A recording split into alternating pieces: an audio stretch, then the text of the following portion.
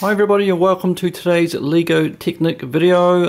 In my previous video what I did, I explored the friction implications of some of the latest gears that have come out in one of the newest sets, the app controlled transformation vehicle. And what's exciting about that set is that Lego introduced some new versions of some old gears. So what they've introduced is a flat version of a 12-tooth gear and a flat version of the 20-tooth gear. So these are kind of, I guess, the flat versions of the traditional bevel gears, the 20-tooth and the 12-tooth. And of course the advantage of bevel gears is you can mesh them at kind of any angle between 90 and 180 degrees and they can still drive each other.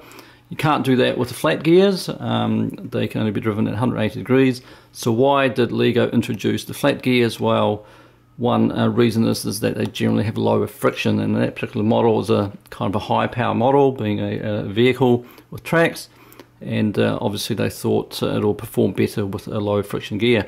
So in my previous video what I did, I compared the power or the efficiency using these gears in a high load gearbox. So I built two versions of a gearbox, one using the new gears and one using the old gears, and I compared them using different loading techniques and lifting weights and things like that. So if you're interested in that video, please have a look at that if you want to see how that performed under high load.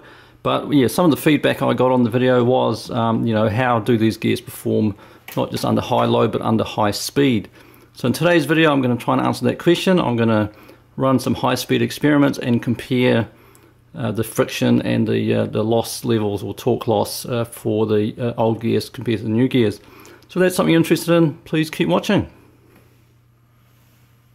Alright, so just show the setup I've got for this experiment. So the idea is that I've got two motors. Each of those motors is going to be driving either a gearing system using, for example, the new gears, and the other one might be driving the old gears. And then the idea is that if one of the motors is experiencing more torque and there's more loading because of that friction, then I can measure that by using the relationship shown on this graph in the background here between the torque and the speed. So what this is showing here, this blue line, is that as the torque experienced by the motor increases, the speed decreases. So by measuring the speed difference between the two motors, I can then work out the torque difference that's being experienced by each of them. So if, for example, both of them are going at the same speed, then that means they're experiencing the same torque, and therefore each of the, say, the gearboxes, have got the same friction. However, if those frictions are different, then you're going to see different speeds. And the way I measure the speed difference is by using this differential at the front here.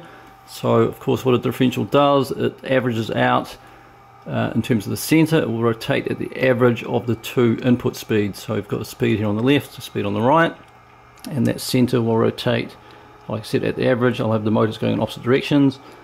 And therefore by exploiting that particular feature I can measure the speed of that differential and then relate it back to the speed of the motors and relate it back to the torque, and therefore show that the difference in torque losses between each of the new gears and old gears.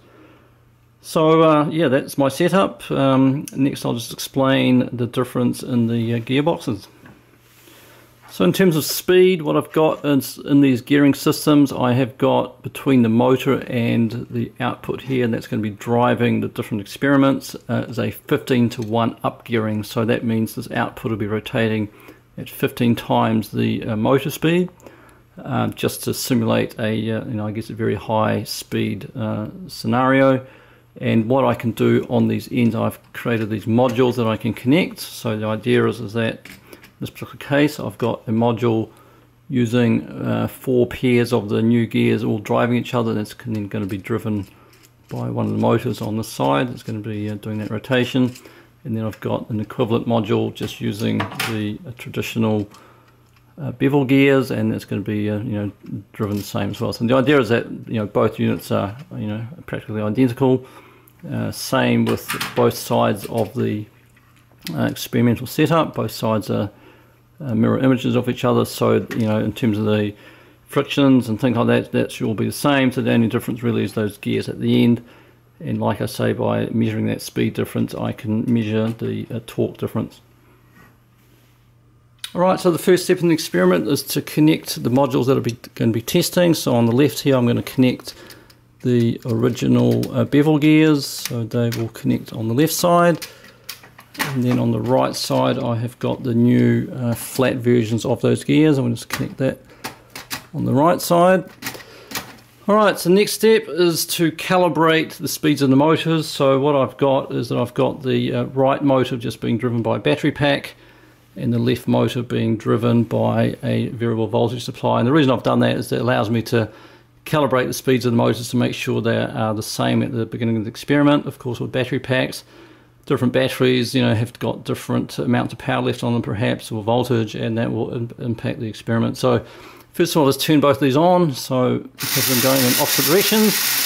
And then as you can see, that differential is now rotating away from us. That means the speeds are not the same. As I increase the voltage, you can see it rotates faster and faster away from us, so that means this side is going faster. And what I need to do is reduce that voltage until they are equal. So down to about here. Got to get it to the point where that differential is not moving, and that means that they are now balanced. So as you saw there, as the voltage increases, the differential rotates away from us, and as the voltage decreases, it will move towards us. So that means if this side is faster, it will go away from us. If this side is faster, it will move towards us. So to run the experiment, all I need to do is turn on those two levers. I've got these disengaging switches here that disengage the gearing from the test gearboxes.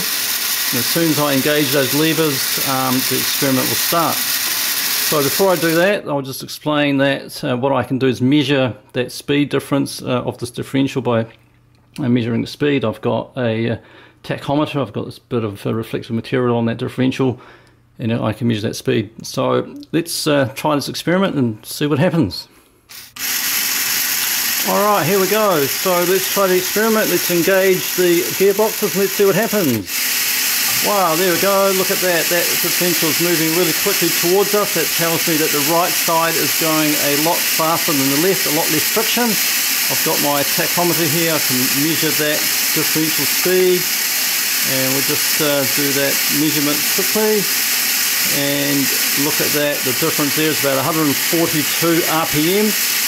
So with a speed difference of 142 RPM, I can calculate backwards by using the gearing ratio between the motors and the differential, and of course that factor of 2 that differential incurs, and I will just calculate the results and tell you the difference in torque. Okay, so here's the calculation from that measurement. So like I said before, I've measured a speed difference of 142 RPM between for the differential, which is the difference between inputs of the differential itself, and of course that translates back into the actual motor speed by that gearing ratio. I've got a gearing ratio of 1 to 5 driving that differential just to get a more accurate speed measurement, and I have to translate that back through that 1 to 5 and also that factor of 2 that is reduced by the differential, which gives us a motor speed difference of 56.8 RPM. If we then go to the relationship between speed and torque, using that gradient of that graph, that gradient is 0.0275, relating the torque to the speed. If we multiply those out, we get an overall difference of 1.56 Newton centimeters in terms of the torque. Now, depending on where you're operating on the graphs, obviously with a low load situation at high speed, you're probably operating, this part of the graph, you're sort of, moving at high speed.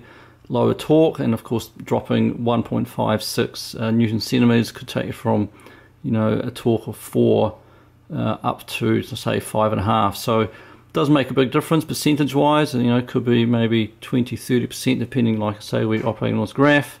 That shows there is a big loss between or a difference in loss between the new gears and the old gears. There was definitely a very big improvement in the friction or lack of friction in the new gears.